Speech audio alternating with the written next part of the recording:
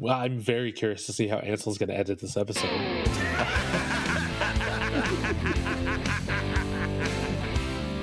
Hey, I'm Ben Silverio. I'm Byron Air Conditioning Unit.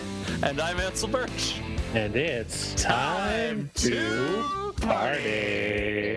Bwah, bwah, bwah, bwah. We are not doctors. We don't give medical advice. Please drink responsibly. This episode was recorded on May 6th, 2025. Whew. What a bracing first episode. Yes. Excited to get into this. Listen, I don't care if you drink responsibly or irresponsibly, to be brutally honest. I want more irresponsible drinking out of your audience. So it's a weird endorsement, but okay. I'm sure it doesn't take much. I want car crashes. I want. Yeah, I've met our friends. Party people, welcome back to Time to Party, where, you know what, I make this joke all the damn time about whose line is it anyway. I'm gonna do it again. Like, I feel like I should do it again. Welcome to Time to Party, where everything's made up and the points don't matter. There we go. But honestly, the reason that made me think of doing it again was because I was at a wrestling show last week, and one of the announcers was Drew Carey. What? Okay, so why not? Which wrestling show? Now I'm curious. Lucha Vavoom runs at the Mayan Theater in downtown LA, and they have comedians as their commentators. Andy Richter was supposed to be at the one that I was at before this, but he no-showed. Oh no. Because, you know, Andy Richter is very busy. And yet somehow Drew Carey made it. WWE Hall of Famer Drew Carey made it. So, he was in the Royal Rumble and eliminated himself because Kane scared him. That is correct. Yeah. And honestly, I would have done the same thing. Yep. I get it. I don't... Didn't he also host a Raw? I don't want to hear... Yes, he did. He absolutely did.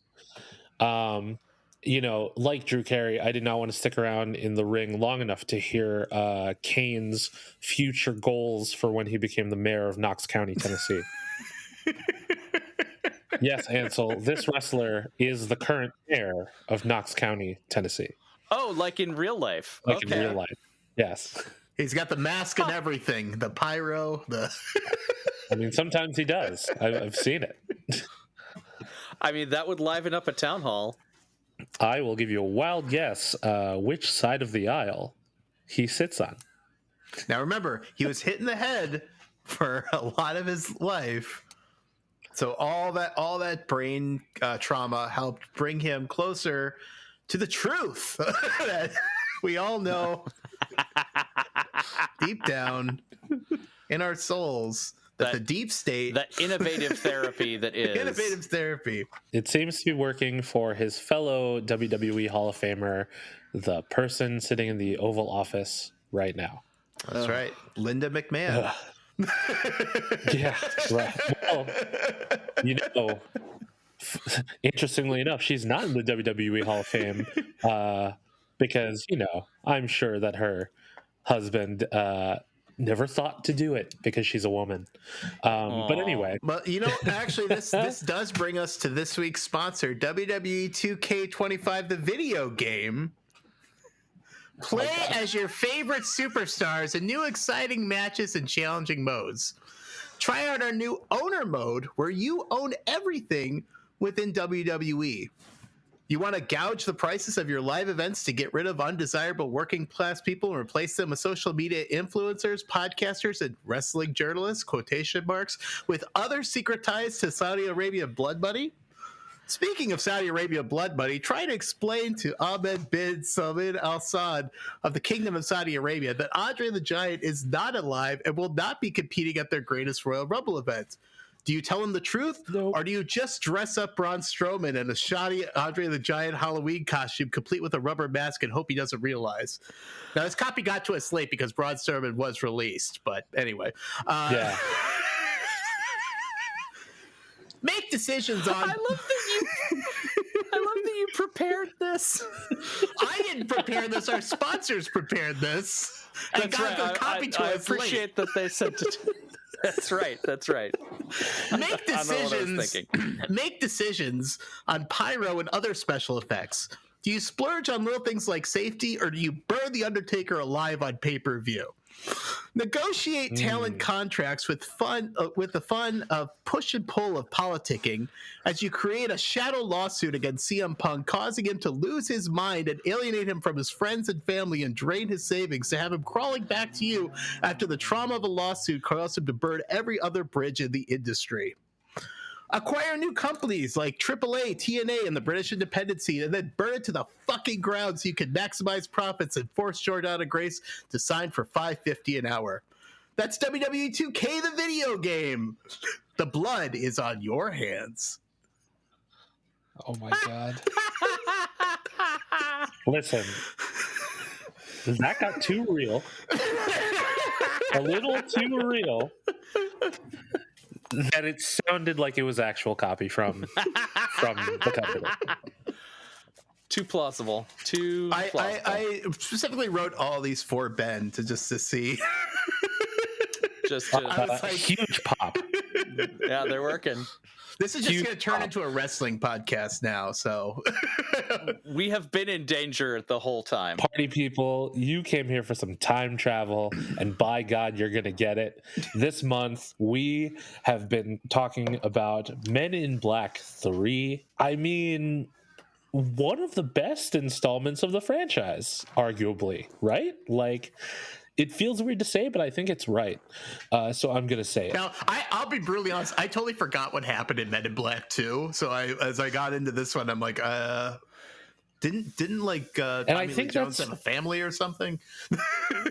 Yeah, and I think that's why I liked 3 so much better, because it really brings together J and K in an actual adventure that doesn't completely have to do with the both of them. You know, like they're I mean, yeah, it does kind of tie into them both at some points, but you know, it's a departure from 2, and I think the quality overall brings the franchise up. But I'm going to touch on that in a second, because if you have no idea what I'm talking about, here's what our friends at Rotten Tomatoes say. Even though agents J and K have been protecting the Earth from alien scum for many years, J still does not know much about his gruff partner. However, J soon gets an unexpected chance to find out what makes K tick when an alien criminal called Boris the Animal escapes, goes back to 1969, and kills K. With the fate of the planet at stake, J goes back in time and teams up with K's younger self to put things right. There you go. That's a the movie. Much better synopsis. Yeah, I agree. Yes. I know that edutainment is traditionally our 3rd episode, but I just want to drop a small mini edutainment. Ooh. About This is the plot most from Men in Black expensive 2. movies. Right, yes. help me car out there. I just wanted to touch on real quick the most expensive movies ever made. So we cannot know for sure really what the most expensive movies ever made are, because studios tend to keep that information very close to the chest. However, at the time of its release, Men in Black 3 was one of the 50 most expensive movies ever made, with the cost of $215 million. Since then, Disney has knocked them out of the top 50 down to 53, thanks to Marvel and Star Wars. So for context, now, Star Wars The Force Awakens is officially recognized as the most expensive movie ever made.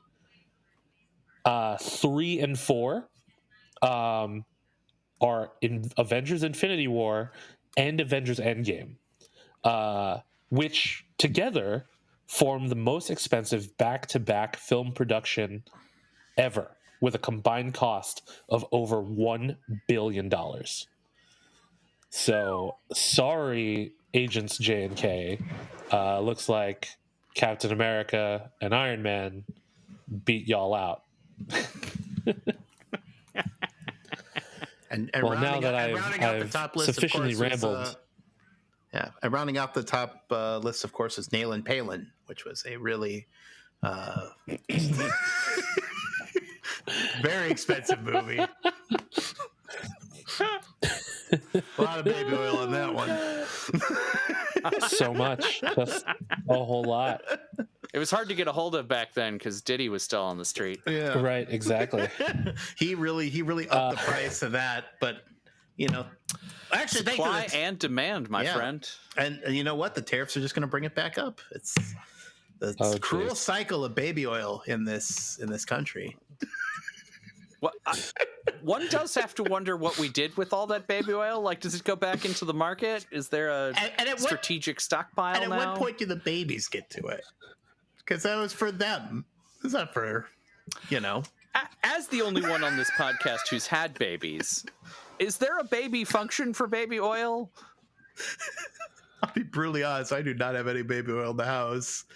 And even if I did, there's no point.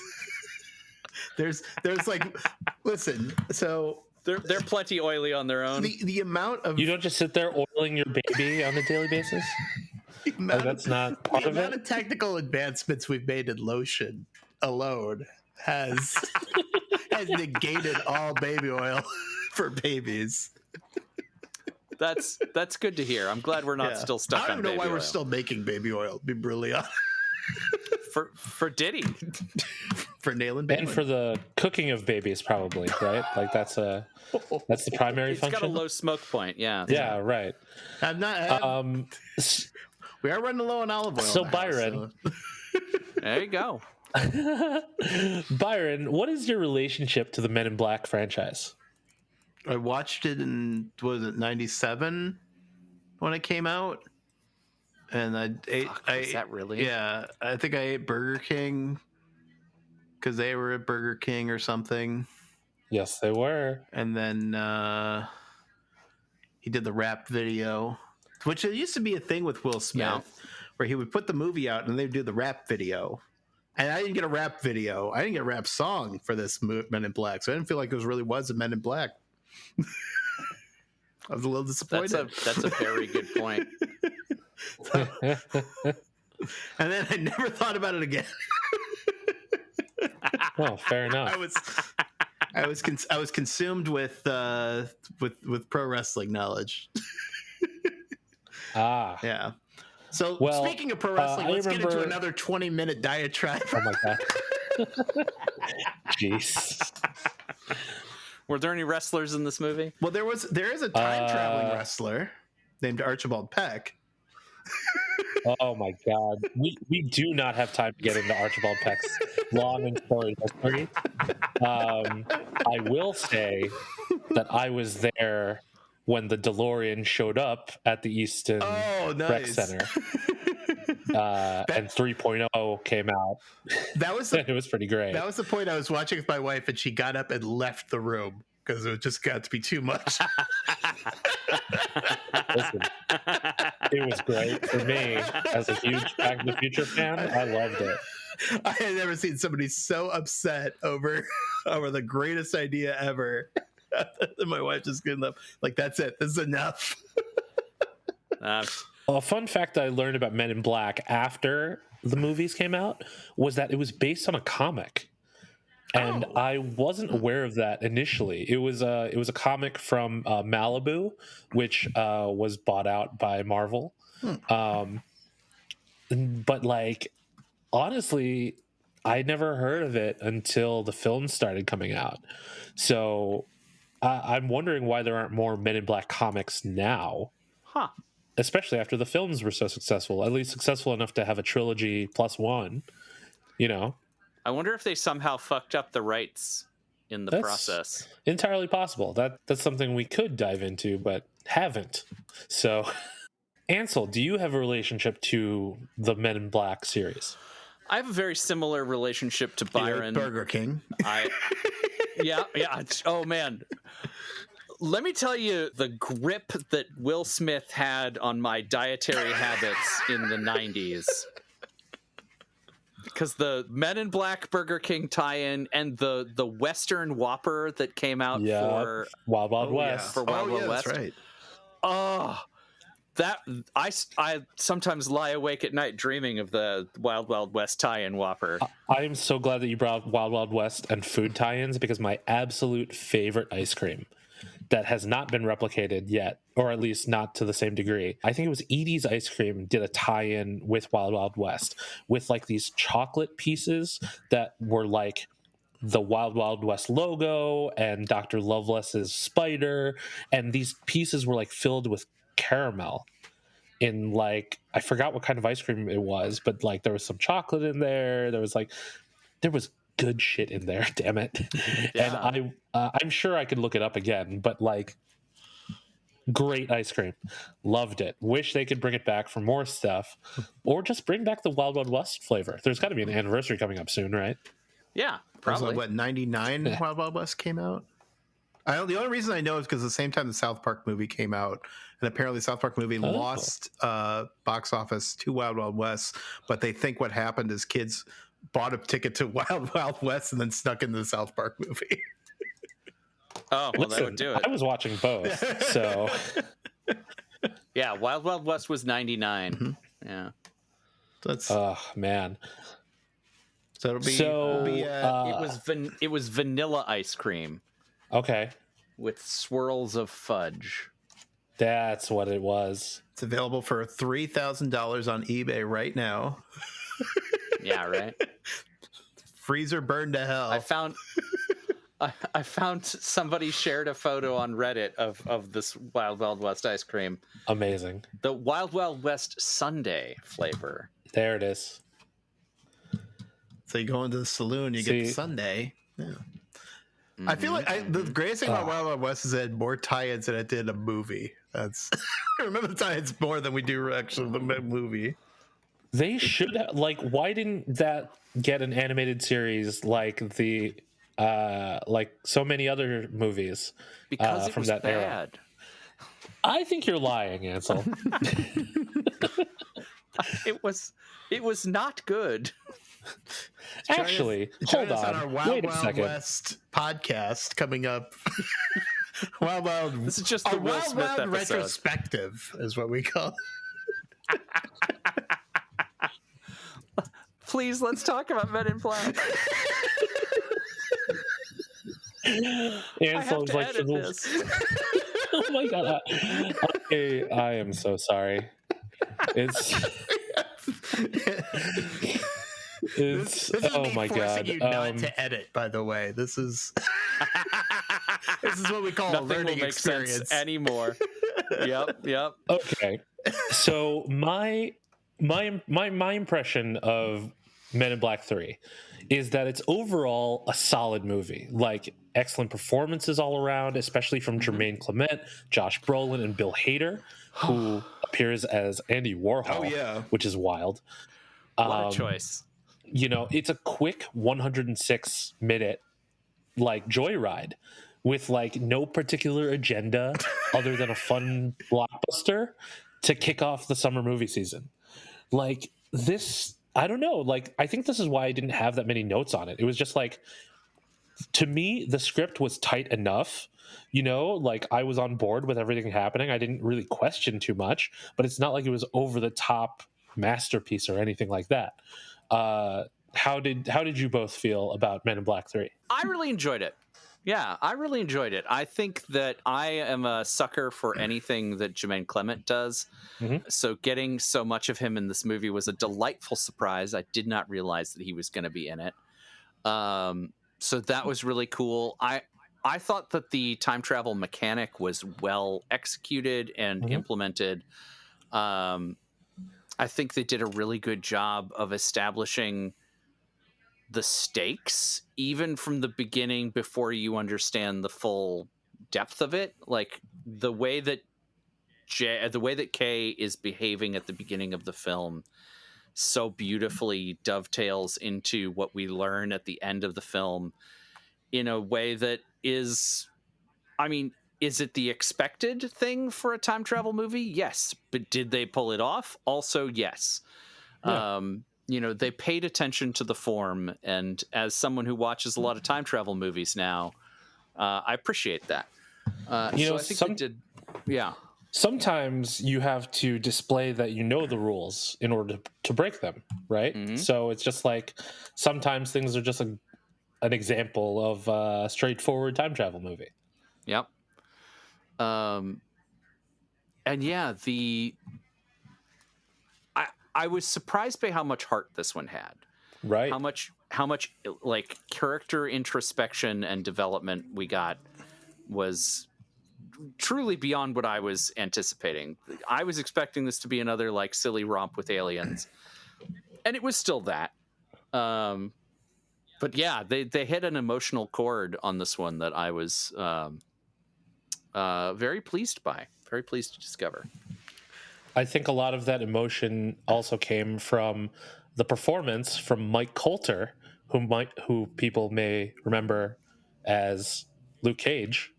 Oh yeah, right. This is the same Mike Coulter as Colonel James Darrell Edwards, the military officer who lets J&K initiate the Ark. That's okay. Put that thing on the spaceship. Yeah, exactly. Yep. But spoiler alert: he is also Agent J's father. So I think that whole thing coming together was done very well. With that thing, the whole time I was just like, okay, so the kid that comes up to him, is that one of Will Smith's kids that he just kind of shoehorned in to the movie? Because he has because I think Will Smith. I'm not saying not, but it totally should have been. Because I know Will Smith likes to shoehorn his kids into movies, and I was like, that would have been a perfect way to do it. But okay, well then, there goes my theory. So it looks like that was Caden Martin.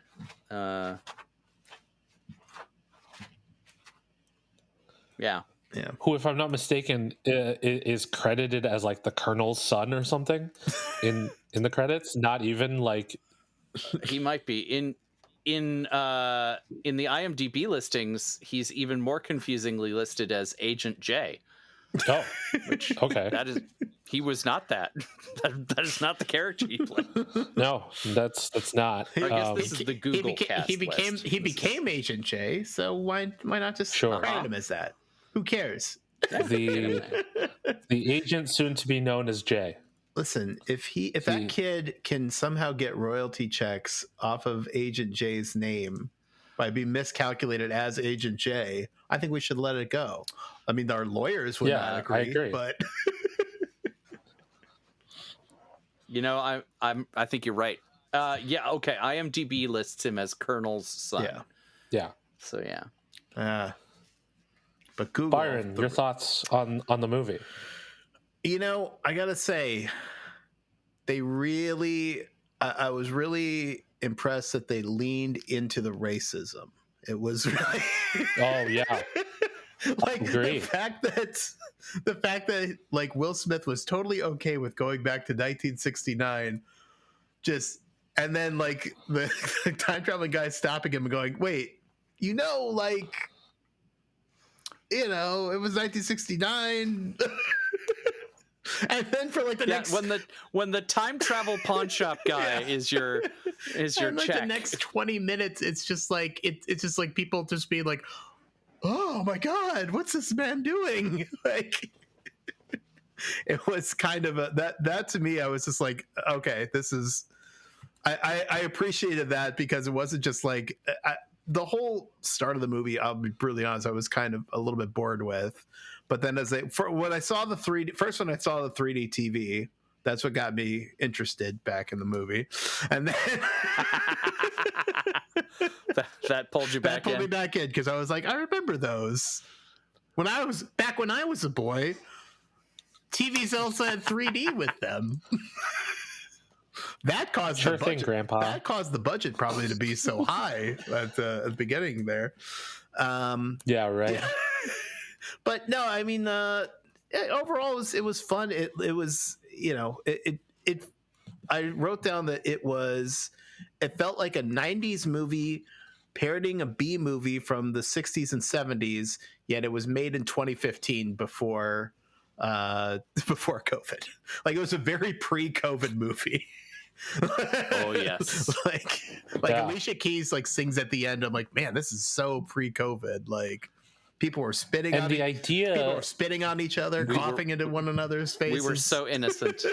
yeah. I believe they were working on this script since like 2002 also. Like, it had gone through, the idea came from Will Smith. And then they worked on it until they found someone who like really did it justice, and then finally brought it together. All right. The one thing that Byron said that stood out to me about the first act, I do kind of agree, but like we were getting a few things that had become signature to the Men in Black franchise, you know, like going around New York, finding where all the aliens live. But like, one of the things that I always enjoyed was seeing the uncredited cameos in the MIB headquarters of the celebrities who are aliens. Yeah. Like the main one I remember was Lady Gaga from this movie, but they also list Yao Ming, Tim Burton, and Justin Bieber, and I think that's very funny.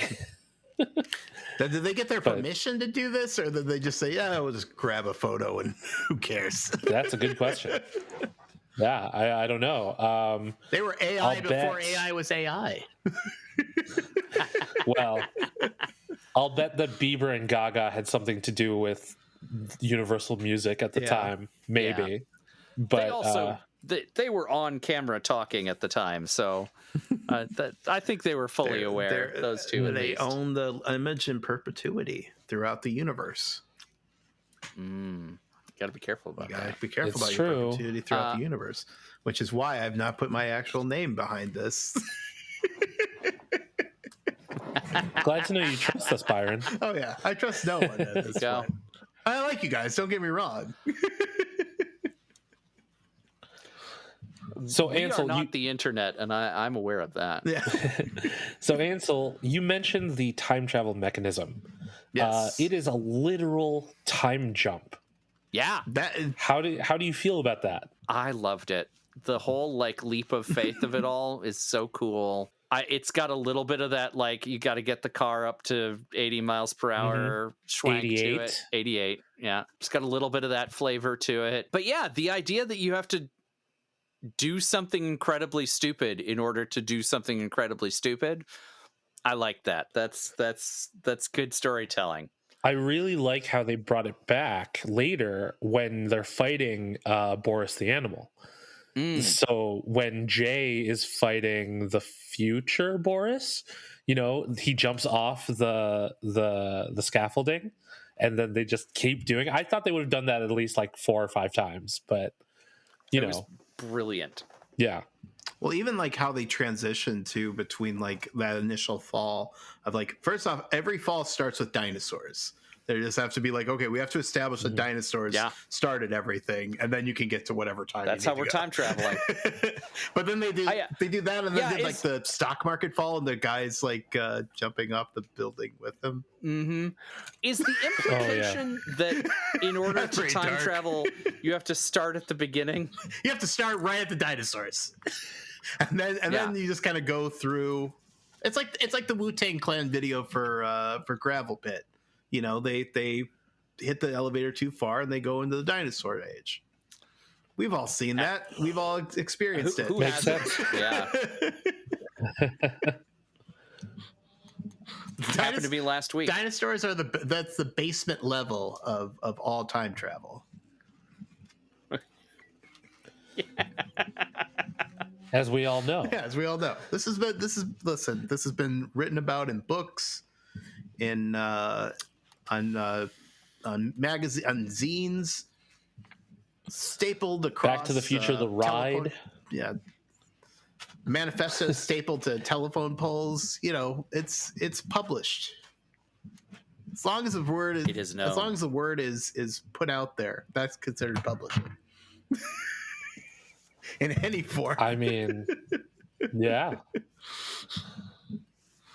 Okay, so when Roger Ebert reviewed this movie, he said that Men in Black 3 is the rare threequel that doesn't suck. But since he said that in 2012, do you think that this notion has been debunked because of like movies like Avengers Infinity War or Cars 3 and so on? Or are these exceptions to the rule since we still have Star Wars, The Rise of Skywalker, Ant-Man and the Wasp, Quantumania, so have you? I'm so glad you brought up Cars 3. Let me go into my manifesto on Cars 3. One of the greatest cinematic adventures. I'm sorry. But no. Is it the best one? Cars 3 might be the best one. I would put it on par with 1. 2 was just above and beyond. Like, it was... Really? 2 was... Okay, so quick side note. So Ben can't co-sign that one. I just want to do a Pixar, like go through every Pixar movie as a podcast, but end at Cars 2 and force Benton to watch it. I just want to force people to watch Cars 2 again. That's all.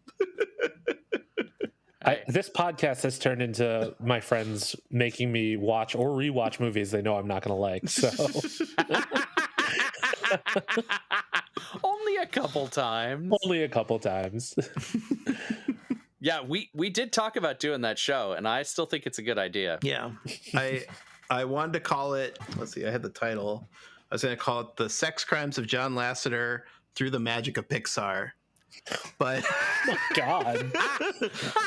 I told that to Ansel. Jeez. He said, "Let me circle back to you on it," and we have not circled back yet. So I feel like it's a good chance to really workshop it. You know, it's not like we're doing anything else right now. Yeah, get it in front of a focus group or something. Yeah. Oh man. Asbestos cigarettes. Remember, it was. Yeah, they're the best us. So Rick Baker was in this as an alien, which that's I love.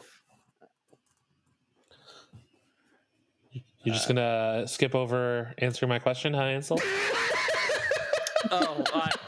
We went through so many things that I don't think I even remember what the question was. No, it was about does this was it how did I like it?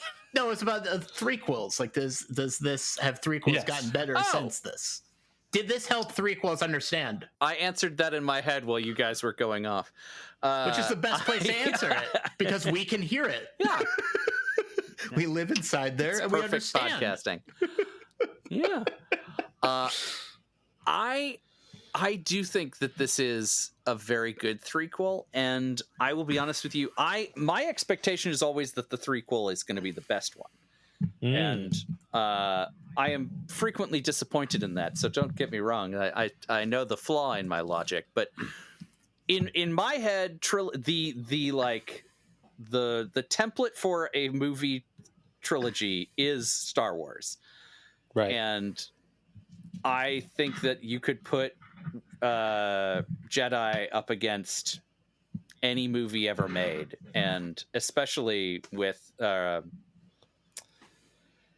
that led up to it, and the way that they did the perfect, like, Empire ends on a downer, Jedi brings you back up, like that's how it should be, and that's how a trilogy ought to go. Right. So I always come into a trilogy expecting that. I expect the second one to take us down a little bit, show us the stakes, and the third one to, like, really kick it out of the park. So by that logic, Cars 2 did exactly what it was supposed to do. It brought everybody down and said, "What the fuck is this shit?" Like, really down. Like, super down. It set 3 up for success. Also, Cars 2 was the final John Lasseter directed Pixar movie. And then getting back to my podcast, there you go. Which will be available on iTunes and Truth Social and wherever you get your podcast from. Oh my God. That will be an Indecisionist production. There we go. That just has lawsuit written all over it. Hey, it's better to be talked about than not to be talked about, I suppose. Fair enough. But yeah, that's how I feel about trilogies. I like a trilogy. And I would argue that while Rise of Skywalker did not follow this, Revenge of the Sith absolutely did. Sure. Yeah. You know? I agree. Yeah. Rocky 3, there are a Rocky ton 3 of was really... pretty good. And of course, there is Fast and Furious Tokyo Drift, which was the best Fast and Furious for a long time. But I'm sure we'd have to bring in Fast and Furious expert Warwick Johnson in on this conversation at a later date. He did try to turn us into a Fast and Furious podcast for a hot second there. That's true. We do keep bringing on guests who want the podcast to be something else. Yeah. Yeah, what assholes those people are, you know? I think it tells us something. I don't know what it is. So, have either of you seen the fourth Men in Black movie? There's a fourth? No. Yeah. Yeah. Men in Black International. Let me guess. None of the original people are in it. No. Emma Thompson is in it. Oh, okay. Technically, she's not original either. Yeah, but she's in this one, so yeah, it counts. Now she is in the original trilogy. Now, there's a niche podcast idea, the reviewing only the fourth movie of every movie franchise, where all the original people except one are not there. Let's see. Revenge of the Nerds, American Pie. Oh, we get to do Avengers Endgame, though. Home Alone? Oh, okay. So it's not all bad. Home Alone, yeah. Home Alone 4. Bring it on. Bring it on. Oh, my God. Land Before Time. No, why would you give us this idea? The Marine, which itself was, not a great movie. But at least The Miz is in the fourth one, I think. Yeah, they just... See, we had to get back to wrestling somehow, didn't we, Byron? Yeah, we did. We've destroyed your podcast, Ansel. Yes. I apologize. Well, not really, but... If you think we weren't already here... I feel bad about it. Oh, just a little bit. Not really. Yeah. Yeah. All right. So really the big question that we have on all of our podcasts, at least all of our episode 2s anyway, Byron, Ansel, was Men in Black 3 worth your time? Well, it's available on no streaming platform, so I had to pay like $3 on Amazon to watch it. So, it is on Roku with commercials. Oh, okay. Yes, that's how I watched it. Yeah. Damn it! Google failed to tell me that. If my Amazon Fire TV failed to tell me that it was available on Roku for free. Oh God. I would say so. It like I had fun with it. I enjoyed seeing everybody. I enjoyed the fact that Tommy Lee Jones only got to get like 2 days worth of work out of it and then just threw everything over to somebody else. I thought that was great. Like it was one of those deals where it was like, all right, yeah, it's a cheap time travel movie, but you know what? It was fun. So it's all good. Yes, I loved it. That's my answer. I would watch this again happily. It was worth my time. It was worth my. It was worth my $3.99. I would watch it with ads. I would watch it on a train. I would watch it on a plane. And actually, that would kind of be the ideal place to do it. Would be Absolutely. Like I could see this being like a really sick road trip or airplane movie. Yeah. If your plane ride was long enough to watch all 3 of them, I think the Men in Black series is good for that sort of thing. But you can just take a train from Chicago to Minneapolis and you can get them all in. That's like an 8-hour train ride. summer idea. Rewatching this one did make me think of like those great like buddy movies, you know, from the 90s and early 2000s, like Rush Hour, like Shanghai Noon, you know, like these all feel very much in the same vein. Even Wild Wild West, you know, like I miss seeing some of those movies that we kind of have been going back to those a little bit with The Rock and Kevin Hart, but like we could have so much more, you know. We used to have it all the time. But you know, I think I say this a lot when, you know, I say that we need these mid-tier comedies to return to theaters just to give us like something fun to watch in the summer, you know, like to get out of the extreme heat, you know, things like that. There's still a place in theaters for these kinds of movies, and I hope, well, you know, now with all the developments in the world and these, whatever this fucking moron is trying to do with tariffs. Linda McMahon. Anyway. Linda McMahon, or right, education exactly. tariffs. Well, we're not going to jump into what the president is doing right now, but instead, I'll just say that you should definitely go check out Men in Black 3.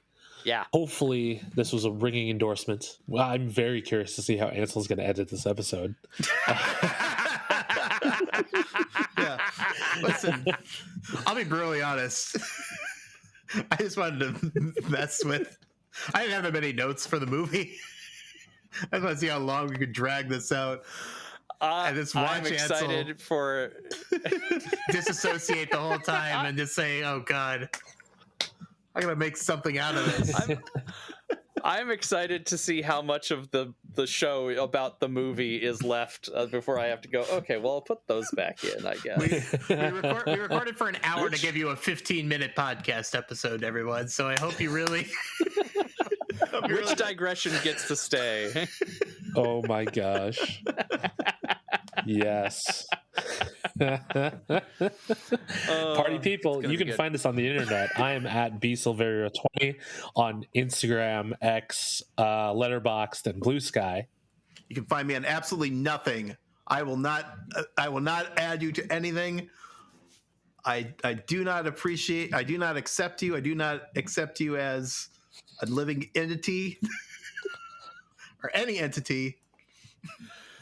I believe that be ignoring you. I will be ignoring you. Well, not really. If you see me and say hi, I'll say hi back, and you know, you can do that way. Too bad it's an audio platform and they don't know what you look like. If you recognize my voice and you say, "Hey, well, didn't you do that thing?" and I'll say, "Yeah, I did." Don't ever fucking tell me when I did that thing.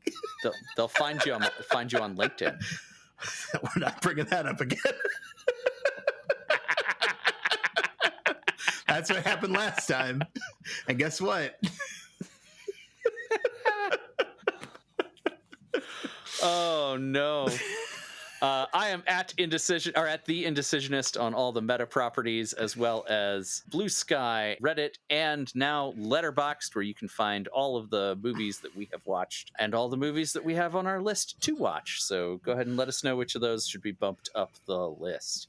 Yes, and if you still use a social media platform that uses hashtags, you can use the hashtag #Time2Party to join the conversation. That's time the number 2 party, as well as time the number 2 party, all spelled out. Thanks to Warwick. Special thanks. You can also tape up your comments to a telephone pole. We'll eventually find it, and we'll get back to you. Special thanks to April Moralba for our podcast art, and to Marlon Longid of Marlon and the Shakes for our amazing theme song. This has been an Indecisionist production. Fun fact, I get to see Marlon on Thursday because he's in California. I'm very excited to catch up with my cousin. Party people, we did it. That's another episode of Time to Party in the books, and you didn't even have to jump off the Empire State Building to travel back in time to listen to it. Join us next week as we get into our edutainment and take some very shallow dives on some things that we found interesting that are maybe not connected to the movie that we just talked about. I guess you'll have to tune in to find out. Until then, be excellent to each other. And party on, dude.